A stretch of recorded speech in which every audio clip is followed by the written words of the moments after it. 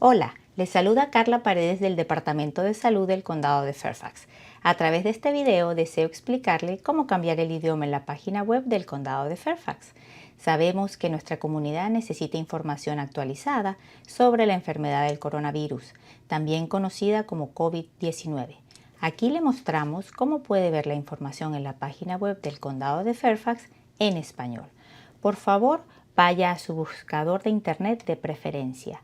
Coloque en el área de buscar www.fairfaxcounty.gov. Se le desplegará la página del condado. En ese momento, por favor, vaya a la esquina superior derecha y haga clic en el icono de configuración.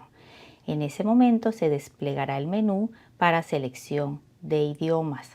Haga clic en la flecha y mueva su cursor para buscar la palabra Spanish. Haga clic sobre Spanish y la página cambiará de idioma. Puede ver toda la información de la página en español y luego, para aprender más sobre el coronavirus, por favor, haga clic sobre coronavirus.